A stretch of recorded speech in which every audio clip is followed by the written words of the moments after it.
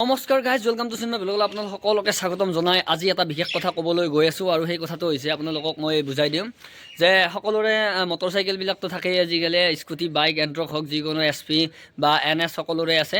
তো সকলো বাইকৰে এটা কথা আপোনালোকক আজি কওঁ যে বহুতে গম নাপায়, যিখিনি মানে মানুহে গম পায় সেইখিনিৰ কাৰণে এইটো ভিডিঅ' নহয়, আৰু যিখিনি মানুহে গম নাপায় সেই সকলৰ কাৰণে এই ভিডিঅ'টো। আৰু আপোনালোকক মই দেখাই দিওঁ যে কথাটো কেনেকুৱা। ভিডিঅ'টো বেছি দীঘলীয়া নকৰি বলক আপোনালোকক মই ভিডিঅ'টোৰ মেইন কথাখিনি দেখাই দিওঁ। তো চাওক, মোৰ বাইকখনতে আপোনালোকক দেখাই দিওঁ, এইখন মোৰ বাইকখনতে আপোনালোকক দেখাই দিওঁ যে কথাটো হৈছে, মেইন কথাটো আপোনালোকে মাইলেজ কেনেকৈ চেক কৰিব। ঠিক আছে, এতিয়া আপোনালোকক মই মেইন কথাটো কওঁ যে মেইন ভিডিঅ'টোৰ যিটো টপিক হৈছে, টপিকটো হৈছে যে আপোনাৰ বাইকখনে কিমান মাইলেজ দিয়ে। এতিয়া আপোনাৰ বাইকখনে কিমান মাইলেজ দিয়ে আপুনি যদি চেক কৰিব বিচাৰিছে, তেতিয়াহ'লে আপুনি নিশ্চয় এনেকৈ চাব পাৰে। কিছুমানে এনেদৰে চাই যে মাইলেজ চেক কৰোঁ, 1 লিটাৰ পেট্ৰল ভৰাই ল'লে বাইকখনত, গোটেই টেংকিটো খালী কৰি 1 লিটাৰ পেট্ৰল ভৰাই লৈ কিনে কিমান কিলোমিটাৰ যাব ৰাইড কৰি পেলাই, মানে ড্ৰাইভিং কৰি কিনে মানে টেষ্ট কৰে যে কিমান কিলোমিটাৰ গৈছে। তো আপোনালোকক মই বেছি কষ্ট কৰিব নালাগে, এটা চিম্পুল লজিকত মই কথাটো কৈ দিওঁ যে আপোনালোকৰ সকলোৰে বেছিভাগৰে ডিজিটেল মিটাৰ থাকে। তো আপোনালোকে এটা কাম কৰিব, আপোনালোকে মই দেখাই দি আছোঁ, চাওক, এইখন হৈছে মোৰ বাইক, আৰু এই বাইকখনত মই আপোনালোকক টেষ্ট কৰি দেখাই দি আছোঁ।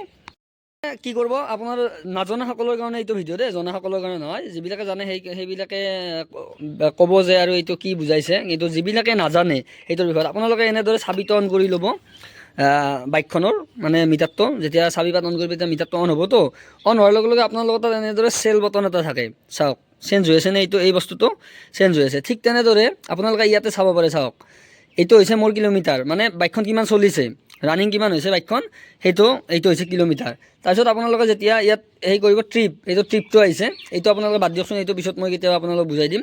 এতিয়া বেছি দীঘলীয়া নকৰি বুজাই দিওঁ আপোনালোকক ভিডিঅ'টো। এইটো এভাৰেজ, মানে AVG যিটো আছে, এইটো মানে আপোনালোকক কি বুলি কওঁ এতিয়া, এইটোৱে হৈছে আপোনালোকৰ মেইন মাইলেজ, মানে বাইকখনে কিমান মাইলেজ দি আছে। এই মেইন কথাটো AVG বুলি যিটো অপশ্যন আছে, আপোনালোকে ইয়াতে চালে গম পাব। মোৰ 69.2, মানে 70ৰ ওচৰা-ওচৰি, মানে 69ৰ অলপ ওপৰত মোৰ বাইকখনে মাইলেজ দি আছে।